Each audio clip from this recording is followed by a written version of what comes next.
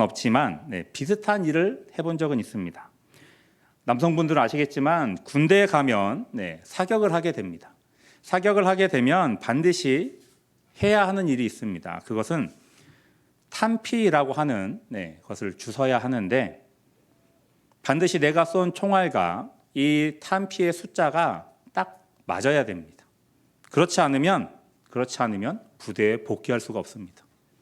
근데 신기하게도 단 한 번도 여러 번 사격을 했었는데 단 한 번도 이 탄피의 숫자가 한 번에 딱 맞은 적이 없다라는 겁니다. 저는 마저도 다른 누군가의 탄피가 항상 부족합니다. 그럼 어떻게 해야 될까요? 사격장에 다 엎드려서 이 떨어진 탄피를 찾아야 됩니다. 다들 총을 둘러매고 엎드려서 탄피를 찾아야 되는 겁니다. 이게 빨리 찾으면 좋은데 또 그렇지도 않더라고요. 항상 오랜 시간이 걸려야 탄피를 찾게 됩니다. 이처럼 넓은 곳에서 작은 것 하나를 찾는 일은 너무나 힘든 일입니다. 그런데 오늘 본문을 보면 이와 비슷한 일을 하고 있는 또 해야 하는 다윗을 볼 수가 있습니다. 다른 점이 있다면 다윗은 자신이 찾을 것이라는 확신을 가지고 나가고 있다는 것입니다. 무엇이 다윗으로 하여금 이러한 확신을 가지게 했는지 또 그리고 그 확신이 어떤 결과를 만들어냈는지를 함께 살펴보면서 은혜 받으시길 바랍니다. 다윗이 이스라엘 백성들에게 그 존재를 드러내는 장면은 너무나 멋졌습니다. 영화의 한 장면과도 같았습니다. 두려워서 아무도 나서지 못하는 그 거인 골리앗과의 싸움에서 두려움 없이 나아가서 승리를 거두었습니다. 누가 봐도 다윗이 불리한 상황이었지만 다윗은 하나님의 이름으로 나아갔고 결국 승리했습니다. 그리고 그 이후에도 다윗은 계속해서 수많은 전쟁에 나갔고 승리를 거두었습니다. 하나님께서 다윗과 함께 하시기에 다윗은 어느 곳에 가서도 승리할 수가 있었던 것입니다. 다윗이 전쟁에 나가 승리하면 승리할수록 백성들 사이에서 다윗의 인기는 계속해서 높아져 갔습니다. 결국 백성들은 사울이 죽인 자는 천천히요 다윗이 죽인 자는 만만이라는 노래를 부르면서 다윗을 사랑했습니다. 하지만 백성들 사이에서 높아진 인기는 다윗에게 독이 되어 돌아왔습니다. 사람들의 관심에 목말라 있던 사울에게 있어서 다윗의 이런 높은 인기는 걸림돌이 되었습니다. 안 그래도 사울 자신은 하나님으로부터 버림을 받았는데 이와는 반대로 하나님께서 함께 하시고 또 백성들에게도 많은 인기를 얻고 있는 다윗이 자신의 자리를 금방이라도 빼앗을 것처럼 보였습니다. 그래서 사울은 다윗을 죽이기로 제거하기로 결정했습니다. 결국 사울과 같은 곳에 머물 수 없었던 다윗은 사울을 떠나서 광야로 향할 수밖에 없었습니다. 그래도 다행인 점은 다윗 혼자서 떠난 것이 아니라 다윗을 쫓는 수많은 사람들이 함께 했다는 것입니다. 지내기 어려운 광야 생활이었지만 많은 수의 사람들이 다윗과 함께 있기에 또 하루가 지나면 지날수록 다윗을 찾아오는 사람들이 계속해서 있었기 때문에 다윗은 그들을 돌보며 그들과 함께 했습니다. 하지만 다윗 옆에 사람들이 모이면 모일수록 다윗을 향한 사울의 질투는 계속해서 높아져 갔습니다. 그래서 사울은 다윗을 죽이려고 모든 방법들을 동원했습니다. 어쩔 수 없이 다윗은 이런 사울의 손을 피해서 당시 이스라엘의 최대 적이라고 할 수 있는 블레셋에 자신의 몸을 또 함께하는 사람들을 의탁할 수밖에 없었습니다. 물론 블레셋이라고 해서 다윗을 반갑게 맞아준 것은 아니었습니다. 워낙에 다윗에게 당한 게 많았기 때문에 다윗이 자신들에게 몸을 의탁하는 것에 대해서 의심했고 또 많은 사람들이 경계했습니다. 그래서 블레셋 외곽에 있는 시글랏이라는 곳에 다윗이 머물 거처를 마련하게 했고 또 자신들이 원하면 요청하면 언제든지 전쟁에 나가서 싸워야 하는 조건을 달기도 했습니다. 오늘 본문을 보면 다윗과 그 일행들은 블레셋이 요구하는 대로 싸움터에 나아갔다가 돌아오는 길이었습니다. 그런데 다윗과 그 용사들이 잠시 거주지를 비운 사이에 아말렉 사람들이 침략했음을 말합니다. 그리고 2절에서 말하고 있는 것처럼 그 시글랏에 다윗이 머무는 거주지에 있는 모든 사람들을 사로잡아 갔다라고 말합니다. 아말렉 사람들이 다윗과 다윗을 따르는 그 사람들이 머무는 시글랏을 공격한 이유는 그곳에 다윗이 있었기 때문입니다. 27장을 보면 다윗이 아말렉을 공격하여서 그 땅의 남녀를 살려두지 않았다라고 기록합니다. 그래서 아말렉 사람들은 다윗을 향하여 복수의 칼날을 계속해서 갈아왔습니다. 그런데 마침 다윗과 그 싸울 수 있는 용사들이 자리를 비우자마자 그 틈을 타서 시글랏을 공격했고 그곳에 사는 사람들을 납치했던 것입니다. 그리고 다른 이유 한 가지를 더 생각해 볼 수 있습니다. 왜 아말렉 사람들이 이 시글랏을 공격했는가? 그것은 다름 아닌 하나님의 징계라는 것입니다. 다윗이 유다를 떠나서 블레셋으로 망명한 이유는 다분히 인간적인 판단에 따른 것입니다. 사울의 손아귀에서 벗어나기 위해서 적이었던 블레셋을 선택한 것입니다. 더 나아가서 블레셋 왕의 또 블레셋 사람들의 신임을 얻기 위해서 같은 나라, 동족인 이스라엘과의 전쟁에 참여하는 것을 다윗이 받아들여야만 했었습니다. 하나님은 이러한 다윗의 잘못을 깨닫게 하기 위해서 아말렉을 들어 사용하셔서 다윗의 거주지를 공격하게 하신 것입니다. 시글락으로 돌아온 다윗이 목격한 것은 불타고 있는 성이었고 함께한 가족들이 모두 다 사로잡혀간 매우 비참한 모습이었습니다. 그래서 3절 하반절을 보면 자기들의 아내와 자녀들이 사로잡혔는지라 라고 말하고 있습니다. 여기서 아내와 자녀들이라고 말하고 있지만 이 자녀라는 단어에는 아들과 딸뿐만이 아니라 손자, 손녀라는 의미도 포함하고 있습니다.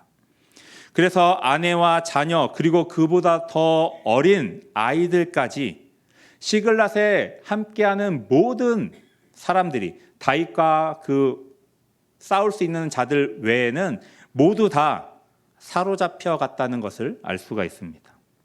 한마디로 다윗과 그 일행들은 자기들의 모든 것을 다 지금 잃어버린 것입니다. 아말렉은 다윗에 대해서 철저하게 복수했고 하나님은 이러한 아말렉의 모습을 통하여서 다윗으로 하여금 하나님을 의지하지 않고 세상의 힘을 의지해서 블레셋의 망명한 자신의 잘못을 깨닫게 하신 것입니다. 하나님은 하나님의 사람들이 하나님만을 바라보기를 원합니다. 다윗은 하나님의 마음에 합한 사람이라고 하셨습니다. 그러기에 사울의 뒤를 이어 이스라엘의 왕으로 삼으셨고 기름 부으셨던 것입니다.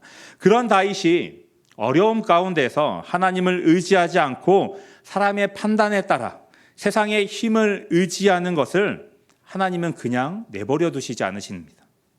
벌을 내리면서까지 세상이 아니라 하나님을 의지하도록 지금 움직이고 계신 것입니다.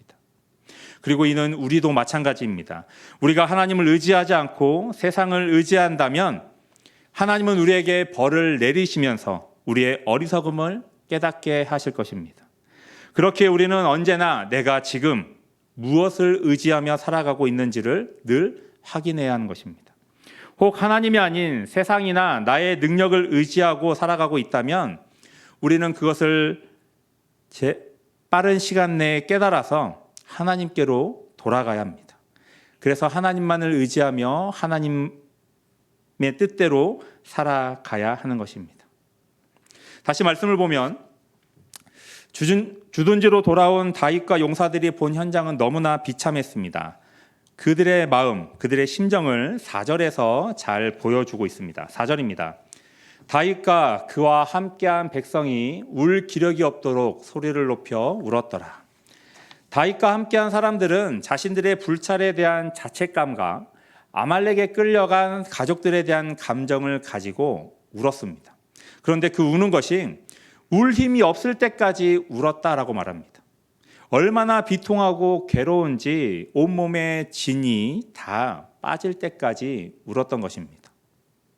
그러고 그런 이후에 이들은 모든 책임을 물어서 다윗을 돌로 쳐 죽이려고 합니다. 다윗이 자신들을 이끌어서 블레셋으로 망명했고 또 아말렉을 공격하여서 그들을 자극했기 때문에 지금 이러한 일이 일어났다라고 여긴 것입니다. 다윗의 입장에서 본다면 너무나 큰 공경이었습니다. 그렇지 않아도 자신도 아내들과 아이들을 아말렉에 빼앗겨서 너무나 슬픔 가운데 있는데 여기에 더해서 자신을 따르던, 자신을 믿고 있었던 그 사람들이 모든 사태의 원인으로 자신을 지목하고 자신을 죽이려고 하는 것입니다. 위급하고 급박한 상황 아닙니까? 그런데 분명히 다급하고 위급한 상황에도 불구하고 전혀 어울리지 않는 말을 하고 있습니다. 6절 하반절에 보면 그의 하나님 여호와를 힘입어 용기를 얻었더라. 너무 이상하지 않으십니까? 앞에서는 다윗이 큰 위험에 빠졌다라고 말합니다. 그리고 그 위험은 다윗이 스스로 자처한 일입니다. 그런데 갑자기 하나님을 힘입어 용기를 얻었다라고 말합니다. 뭔가 앞뒤가 전혀 연결되지 않는 것처럼 보입니다. 여기에는 한글 성경에는 기록되어 있지 않은 내용들이 있기 때문입니다. 다윗이 위급한 상황에 빠진 이유가 무엇입니까? 앞에서도 이야기했지만 하나님을 의지하지 않았기 때문입니다. 하나님의 인도하심을 따르지 않고 자신의 생각대로 또 세상적인 판단에 따라 움직였기 때문입니다. 그렇게 아말렉 사람들이 자신들의 모든 가족들을 붙잡아 갔고 자신을 따르는 사람들이 돌을 들어 치려 했던 것입니다. 그런 다윗이 자신을 돌아보았고 자신이 무엇을 잘못했는지를 깨달았습니다. 그리고 이제 마음을 다잡아서 자신이 아니라 세상이 아니라 하나님을 의지하기 시작했습니다. 이제 다시 하나님의 인도하심을 바라보고 있는 것입니다. 한글 성경에는 우리가 읽는 성경에는 이 부분이 생략되어 있습니다.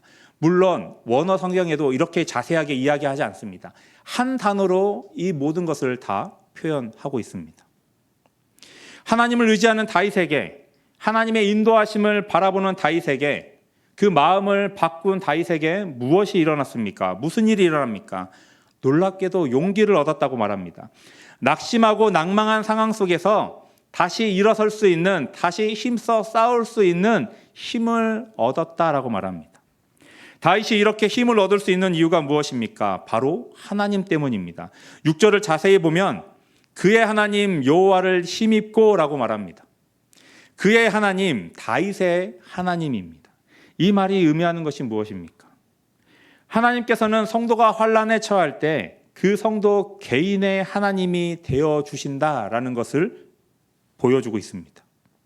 다윗이 비록 어려움에 처했지만 하나님을 자신과 멀리 떨어져 계신 분이 아니라 지금 자신과 밀접하게 관련된 하나님으로 인식했기 때문에 지금 자신이 위급하고 다급한 순간이지만 그 순간을 축복의 순간으로 바꿔놓을 수가 있었던 것입니다.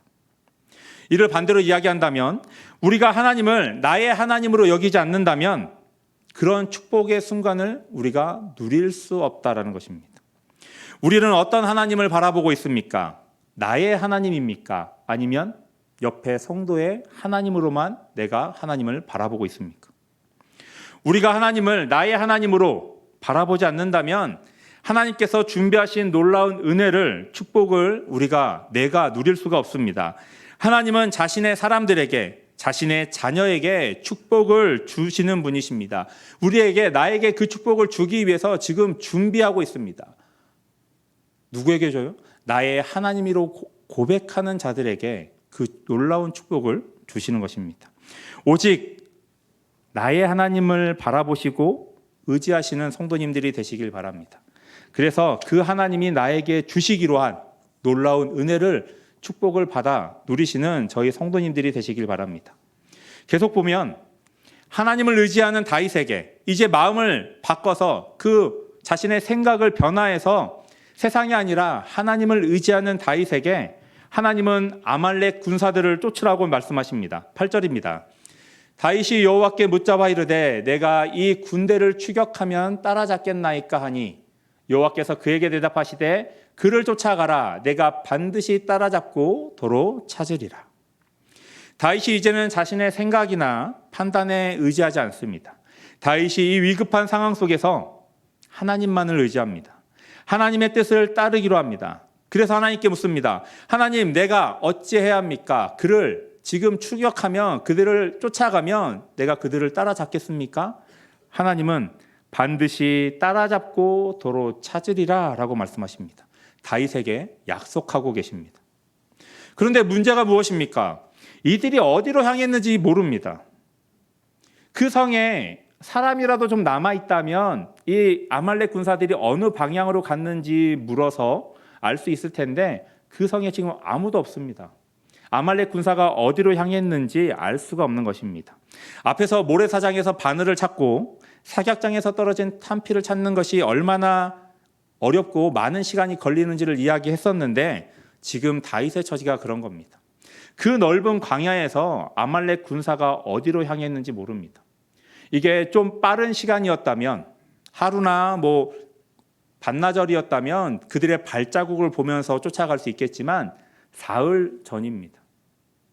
많은 시간이 흘렀기에 찾을 근거가 너무나 희박합니다. 아무것도 보이지 않는 상황 속에서 가족들을 납치해간 아말렉 군사들을 찾아야 했습니다. 시간이 얼마 남지 않았습니다. 언제 아말렉 군사들이 자신의 가족들을 죽일지 아무도 모릅니다. 그런 긴박한 상황 속에서 더 큰 일이 일어납니다. 함께 길을 떠난 병사 중에 200명이 낙오합니다. 이들은 출발하기 전부터 이미 지쳐 있었습니다. 블레셋 왕의 명령을 따라서 이미 한 번 전쟁을 치르고 온 상황이었습니다. 지칠 대로 지쳐있는 상황 속에서 또다시 힘든 길을 나서야 했던 겁니다. 그 중에 200명이 남습니다. 그래서 다윗은 함께하는 사람 400명을 데리고 아말렉 군사들을 추격합니다. 단순히 추격이 아닙니다. 만약 아말렉 군사들을 찾는다면 뭘 해야 될까요? 자신의 가족들을 찾기 위해서 그들과 싸워야 했습니다. 적군의 수가 얼마인지 모르는 상황 속에서 지금 자신이 가지고 있는 전력의 3분의 1을 떼어놓고 가야 했던 것입니다. 얼마 전까지의 다윗이었다면, 그 마음을 변화시키기 전에 다윗이었다면 낙담하고 포기했을지도 모릅니다. 다윗과 함께하는 사람들은 이미 지칠 대로 지쳐 있고 또 하나된 모습을 보이지 않았습니다. 이미 다윗을 한번 죽이려고 했던 사람들이었습니다. 가족이 붙잡혀 있었기 때문에 또 사기는 떨어질 대로 떨어져 있었습니다. 절대로 이길 수 없는 상황입니다. 하지만 다윗은 하나님을 의지했고 갈 바를 알지 못하지만 반드시 따라잡고 도로 찾으리라는 하나님의 약속을 믿고 출발했습니다. 그런 다윗에게 놀라운 일이 일어납니다. 11절입니다. 무리가 들에서 애굽 사람 하나를 만나. 아말렉 사람들을 쫓는 다윗과 일행 앞에 애굽 사람 한 명을 만나게 됩니다. 이 만났다라는 표현은 원어를 보면 우연히 마주치다, 우연히 만나다라는 의미입니다. 그래서 원어 표현으로 다시 말하면 무리가 들에서 애굽 사람 하나를 우연히 마주치니, 우연히 만나니입니다. 들에서 길을 잃은 애굽 사람을 만나는 것이 뭐 놀라운 일이냐라고 생각해 볼 수도 있습니다. 하지만 13절 한번 보면 다윗이 그에게 이르되 너는 누구에게 속하였으며 어디에서 왔느냐 하니 그가 이르되 나는 애굽의 소년이요 아말렉 사람의 종이더니 사흘 전에 병이 들매 주인이 나를 버렸나이다.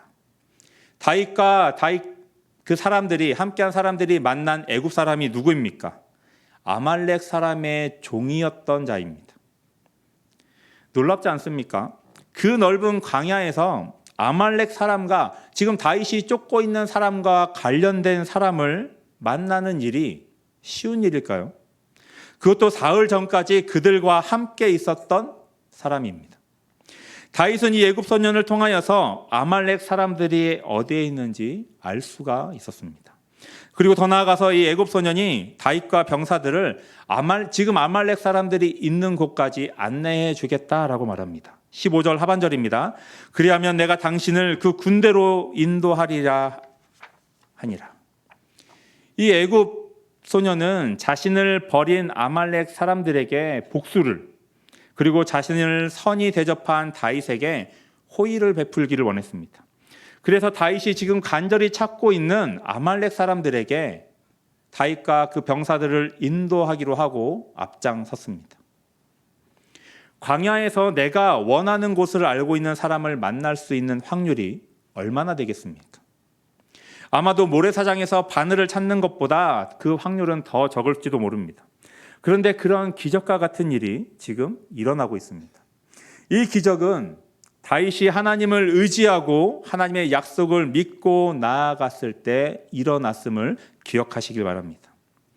기적과 같은 일은 여기서 멈추지 않습니다. 다윗이 가족들을 납치해간 아말렉 사람들을 마침내 찾았습니다. 그럼 이제 무엇을 해야 합니까? 그들과 싸워야 합니다. 하지만 다윗이 지금 다윗과 병사들은 몇 명이에요? 400명입니다. 물론 이 400이라는 숫자가 마냥 적다는 것은 아닙니다. 하지만 또 많다고도 할 수가 없습니다. 더욱이 이들의 상태가 어떻습니까? 피곤하고 지친 상태입니다. 책임자라면, 이 부대의 통솔자라면 절대로 싸워서는 안 되는 상태입니다. 휴식을 취하여서 몸의 컨디션을 올리고 그래서 만반의 준비를 하고 전략을 짜서 싸워야 됩니다. 또 설령 그렇게 싸운다고 하더라도 승리보다는 지금 패배가 더 가까운 상황입니다. 그런데 다윗은 지금 뭐 하고 있습니까? 17절입니다. 다윗이 새벽부터 이튿날 저녁 때까지 그들을 치매. 다윗은 아말렉 군사들을 보고서 바로 공격해 들어갔습니다.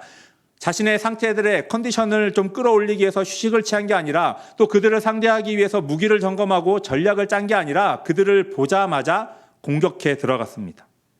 아말렉 군사들은 무방비 상태에서 다윗의 공격을 받아야 했습니다. 16절입니다. 그가 다윗을 인도하여 내려가니 그들이 온 땅에 편만하여 블레셋 사람들의 땅과 유다 땅에서 크게 약탈하였으므로 말미암아 먹고 마시며 춤추는지라. 마침 아말렉 사람들은 블레셋과 유다 땅에서 약탈한 것으로 먹고 마시고 즐기고 있었습니다. 파티를 하고 있었습니다. 아무도 자신들을 쳐들어올 것에 대해서 경계를 서지 않았던 것입니다. 그렇기에 다윗은 400명이라는 숫자로 그들을 공격할 수 있었던 것입니다. 놀랍지 않으십니까? 이것 또한 다윗의 입장에서는 기적과 같은 일이었습니다. 그리고 이런 기적과 같은 일이 한 가지 더 있습니다. 18절부터 20절입니다. 다윗이 아말렉 사람들이 빼앗아갔던 모든 것을 도로 찾고 그의 두 아내를 구원하였고 그들이 약탈하였던 것 곧 무리의 자녀들이나 빼앗겼던 것은 크고 작은 것을 막론하고 아무것도 잃은 것이 없이 모두 다윗이 도로 찾아왔고 다윗이 또 양떼와 소떼를 다 찾았더니. 다윗과 함께한 용사들은 자신들이 잃었던 모든 것을 되찾았습니다. 가족, 물건, 가축과 같이 어느 것 하나 잃지 않고 다 찾았습니다. 8절에서 하나님께서 다윗에게 약속하신 따라잡고 도로 찾으리라 라는 그 말씀이 온전히 이루어진 것입니다. 사실 이러한 일은 기적과 같은 일입니다. 아무도 죽지 않고 빼앗기지 않고 다 찾았다라는 이런 일은 기적입니다. 아말렉 사람들은 자신이 부리던 종일지라도 병들어 쓸모가 없어지면 어떻게 했습니까? 그냥 버렸습니다. 그런데 다윗이 있던 시글락을 침략했던 이들이 데리고 간 자들은 노예로 쓸 만큼 필요치 않은 자들입니다. 여인이었고 어린 아이들이었습니다. 언제든지 쓸모가 없다면 그냥 죽이거나 강야에 던져놓아서 죽게 할 수도 있었습니다. 그럼에도 불구하고 이들 중에 어느 한 사람 빼놓지 않고 모두 다 안전하게 되찾을 수 있었습니다. 더 나아가서 아말렉 사람들이 다른 곳에서 약탈한 다른 물건들까지도 모두 다 차지할 수가 있었습니다. 다윗이 아말렉을 쫓고 빼앗긴 것을 도로 되찾을 수 있었던 이유가 무엇입니까? 다윗이 뛰어난 기술을 가지고 있었기 때문입니까? 다윗이 전략이 뛰어나고 싸움을 잘해서 수많은 아말렉 병사들을 몰아내고 빼앗긴 것을 다 찾아낸 것입니까? 모든 이유가 다 아닙니다. 다윗이 아말렉을 잘 찾은 것도 싸움을 잘 한 것도 아닙니다. 이 사건에서 다윗이 한 것은 오직 한 가지입니다. 하나님의 약속을 믿고 그 앞으로 나아간 것입니다. 오늘 본문을 보면 하나님께서 다윗에게 약속하신 모든 것을 이루어 주셨습니다. 다윗이 하나님을 의지하지 않고 자신의 판단이나 세상적인 생각을 따라갈 때에는 하나님께서 다윗을 향하여 징계하셨습니다. 하지만 하나님을 믿고 의지하는 마음으로 하나님께 돌아온 다윗에게 하나님은 아말렉을 쫓게 하셨고 빼앗겼던 모든 것을 도로 찾을 것을 약속하셨습니다. 그리고 약속하신 그대로 온전히 이루어 주셨습니다. 다윗은 분명 뛰어난 장군이었고 유능한 전략가였습니다. 하지만 다윗이 그렇게 될 수 있었던 것은 모두 다 하나님이 다윗과 함께 하셨기 때문이고 하나님께서 다윗을 그렇게 만들어 주셨기 때문입니다. 만약 다윗이 끝까지 마음을 돌려서 하나님께로 돌아가지 않고 하나님을 의지하지 않았더라면 아무리 다윗이 뛰어난 사람일지라도 아말렉을 찾지도 못했을 것이고 잃었던 것들을 모두 다 찾지 못했을 것입니다. 그랬다면 다윗은 가족을 잃은 비참한 마음뿐만 아니라 자신의 가족들을 잃은 자신을 따르는 사람들에게 더 큰 화를 입을 수도 있었을 것입니다. 좋은 상황을 더 좋은 상황으로 이어가는 것은 능력이 좋은 사람들이라면 얼마든지 가능합니다. 하지만 좋지 않은 상황을 좋은 상황으로, 절망적인 상태를 희망적인 상황으로 변화시킬 수 있는 것은 사람의 힘으로 불가능합니다. 그러한 일은 오직 하나님만이 가능합니다. 하나님께서 개입하셔서 그 흐름을 바꾸어 주시지 않으면 절대로 절망에서 희망으로 변할 수 없고 어둠에서 빛으로 옮겨질 수가 없습니다. 다윗은 분명 절망적인 상황에 놓여 있었습니다. 그 누가 보아도 회복할 수 없는 것처럼 보였습니다. 가족들이 모두 납치당했고 가진 모든 것을 다 빼앗겼습니다. 그리고 자신을 따르던 자들이 자신에게 분노했고 심지어 죽이려고까지 했습니다. 일반적인 사람이었다면 모든 것을 포기하고 숨었을지도 모릅니다. 하나님께로 돌아가기보다는 하나님을 원망하고 하나님을 떠났을지도 모릅니다. 하지만 우리가 반드시 기억해야 할 것은 지금 내가 처한 어려운 상황, 역경들은 우리가 하나님을 의지하기보다는 내 힘을, 내 능력을 우리가 세상의 것들을 바라보았기 때문에 하나님께서 나에게 주시는 시련일 수 있다는 것입니다. 아니면 하나님을 향한 우리의 또 내 믿음을 더욱 강하게 해 주시기 위해서 주시는 것일 수 있습니다. 하나님은 세상적인 판단을 한 다윗에게 세상이 아니라 하나님을 의지하도록 시련을 주셨고 역경을 주셨습니다. 이런 상황 속에서 우리가 해야 할 일은 오직 한 가지입니다. 6절에서 다윗이 그의 하나님 여호와를 힘입고 용기를 얻었더라 라고 한 것처럼 우리가 하나님을 의지하는 것이고 하나님께로 우리의 마음을 돌이키는 것입니다. 그렇게 우리가 하나님을 믿고 의지하고 하나님께로 돌아가면 하나님은 우리를 위하여 그 강한 손을 펴서 우리를 붙잡아 주시고 하나님의 안전한 품 안에 우리를 품어 주실 것입니다.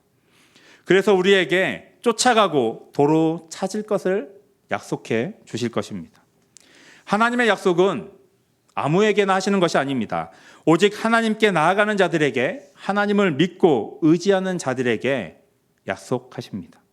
그리고 그 약속을 믿고 앞으로 나아가는 자들에게 그 약속을 이루어 주십니다.